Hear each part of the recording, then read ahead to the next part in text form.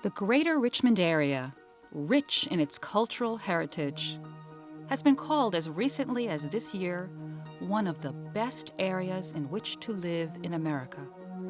School playgrounds are filled with children eager to learn. But what would happen if your child was unable to speak or learn the way most other children learn? Would you recognize the symptoms of autism? And Adam would not sit at the table with us, would not interact with the other children, showed no interest in playing with toys. He's just happy being by himself. He just doesn't like to play with toys the way other kids do. And all the kids were playing except for Carter, who was laying down in the corner of the room, completely out of touch with everybody. There comes a time when you call your child's name and he doesn't respond. I would stand right behind her head and scream her name at the top of my lungs, and she wouldn't budge or flinch. And you could call his name, Zach, Zach, Zach, and he wouldn't even look. He started doing some weird things, spinning. Turning off and on the light switches. At first it was cute, you know, like, hey, he's clapping, but then after a while it was like he's clapping all the time. And I knew that something was wrong. Something was terribly wrong. We had no idea what it was. We had no idea. This is autism. According to the Autism Society of America, the following characteristics may appear in persons with autism in varying combinations and with varying degrees of severity. It's silly, both of you.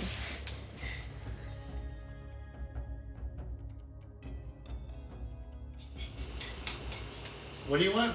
Bah! Purple. Zach! Zachy!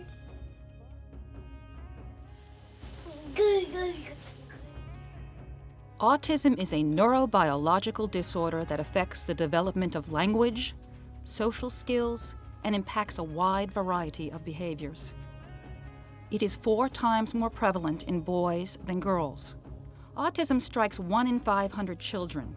It occurs more often than childhood cancer, cystic fibrosis, or Down syndrome. According to Department of Education statistics, the number of reported cases of autism is increasing and has tripled in Virginia between 1992 and 2000. It crosses all racial, ethnic, and socioeconomic boundaries. Autism has no known cause, no known cure, and there is no simple medical test to detect it. If your child was diagnosed with autism, would you know where to go for help? When we got Paige's diagnosis, it was like getting hit in the head with a 2x4. I was astounded throughout this process that there's no one to really tell you what to do if your kid has autism. The advice that we received was to be there for each other and to lower our expectations. But there are so many things out there, and everybody wants a lot of money for them. And it's hard to choose. I think the biggest mistake people make who have an autistic child is to underestimate autism. I surely did. And you need to rush to get treatment. You can't delay. There are many, many treatment options that are reported to be out there. I think the only ones that have any documented proof of success is ABA, such as what is being done at the Faison School. ABA is the field of applied behavior analysis, and applied behavior analysis is the application of the science of learning and behavior to everyday problems. Excellent, that's perfect, nice job. Do this. Wow, good work. And ABA has been proven to work. There are data and outcomes that show that ABA works. And children who work with ABA professionals fare better than children who do not. Clap and knock. Oh, wow, that was awesome. The earlier you can intervene and provide appropriate therapy, such as ABA, which is the only therapy that's shown to have outcome measures to be successful in children with autism. The earlier you can start, the far, far better the results down the road. Do this.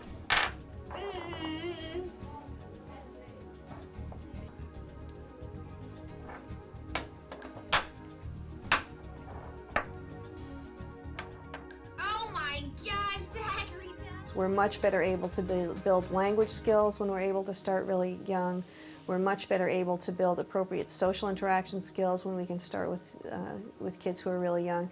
And we avoid the development of a lot of the negative behavior that we used to see very frequently in kids with autism in the past by intervening young and building the appropriate skills to allow them to interact with their environment. With fish. Where is that? There it is, girlfriend. Good. As recently as 5 years ago, there were no formal programs available in the Richmond area to educate children with autism. Those with severe autistic symptoms were often institutionalized at staggering costs to the taxpayer. But now there is hope, and that hope is alive in the form of the Faison School for Autism, where exceptional progress is possible. Children at the Faison School receive 6 hours of one-on-one training from a variety of staff each day. ABA, as we frequently hear about it in relation to children with autism, often refers to intensive behavioral therapy, or a package of intervention techniques that break skills down into very small, discrete, teachable units and allow us to isolate and teach the critical skills that kids with autism need to learn basic fundamental skills like language and social interaction. Tell me about yourself. My name is Paige. Oh my goodness. Jacob went from being completely nonverbal and unable to do things that you'd expect a baby to do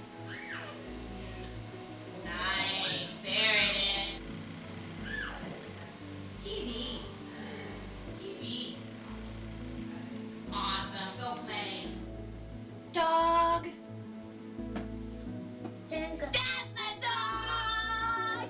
Say daddy. Daddy. No, now what letter? Oh, you got it. What letter? I. Oh my goodness, what letter? A B. to being able to do things you would expect of a child his age, like read letters of the alphabet. Okay, Jacob, read here. It is this intensive early intervention that is responsible for their dramatic growth and development. Some children progress into regular education classrooms. Others may not, but they make steady progress that enriches their lives. No one knows why ABA is able to help children to achieve varying degrees of accomplishment. But we do know that exceptional progress is possible.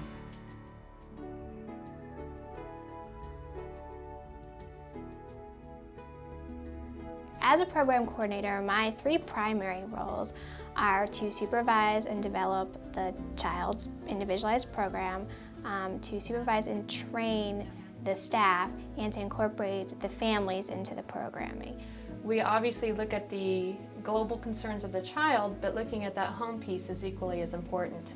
And the home program can be an intensive 40-hour based program for the child who is not yet in school, attending any school at this time, or for a child who is attending a pre-kindergarten or preschool up through any school age, with a home program supplementing their school. 1, 2, be a cat like Kit Kat. That's right, Kit Kat. Each school system is different.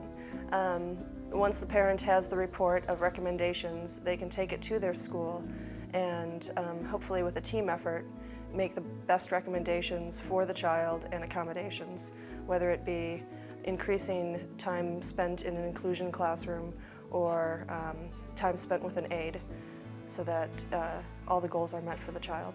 15, 20, 25, 30, 35, 40. A program is only as good as all of its team members, and parents know the child better than anyone else, and if they're able to provide the consistency that they can get in school and at home, that makes for a very appropriate program.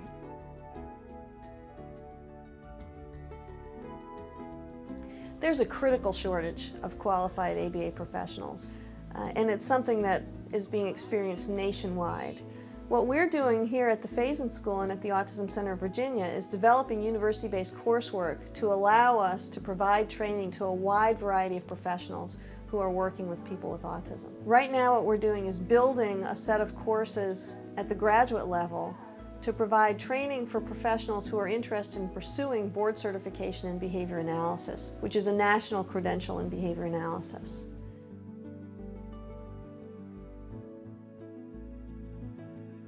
The focus of the research mission here at the Faison School is to continue to improve intervention practices in the field of autism. I'm close, say egg. There you go, nice chew.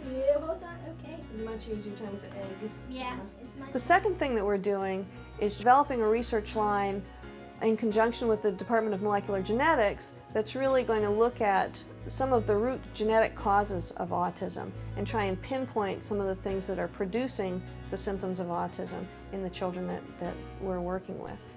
The third thing that we're doing is developing the statewide autism registry. Historically, registries have been extremely helpful in learning more about the pervasiveness of certain disorders.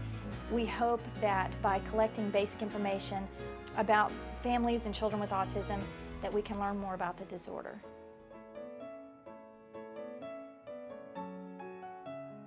We're fortunate now here in Richmond, we have a world-class facility.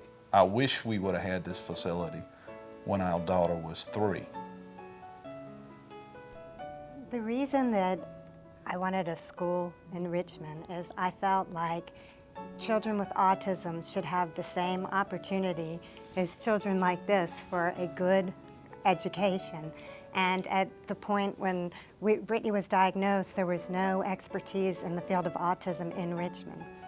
If you want something done, just go do it. It'll get done. That's the only way you can get anything done. You don't have to have an autistic child to understand how necessary it is to have a program for them. If you do the training and spend the money and put the resources on it, when the kids are young, you have a much greater opportunity to give these people a chance to have a normal life and to be a productive member of society versus somebody that's always going to have to be taken care of. This is the best chance that Adam has by attending the Faison School. This is the best education we could provide him, and it's very comforting to know that we are doing all that we can. And we have the best folks working with Adam. I have several children in my practice who attend the Faison School, and I can tell you that their progress in the ABA program has been remarkable. I have seen progress that these children have not made through earlier intervention or the public school programs, and they are just progressing beautifully at the Faison School. You know, there's nothing that makes my day more than having a child who you saw, months before who just ignored you completely and come in and talk to you or play with you or do anything like that. I mean, it makes you bounce the rest of the day. What they're doing is connecting with him in a way that no other program, no other way has worked with Carter in the past, and we've tried several other interventions that have not been effective. The day he walked up to me and tapped me on the arm and said, "Daddy, open door," I just couldn't hold it back, because I hadn't heard him speak until then. And now that he's able to do that, to say what he wants, you can't put a price on what he's gotten from the Faison School. The ability to communicate. Ability for a family like ours to be able to come to this school is directly attributable to the generosity of folks who are willing to help allow us to be able to do that. We don't make a lot of money. A police officer, and you don't do that job to get rich, but you want the same things for your family as anyone does. Anyone should be able to get those things for the benefit of their children. Well, we've got a dream, and the dream is that the current school will be like a model school for our area. It's not beyond possibilities that we could be serving 75 kids in the school and another 150 to 200 in-home service. There's a lot to do, and I think with the generosity of this community, the potential is here to do it. We just have to get out and get the job done. And with dreams and passion, you can do it.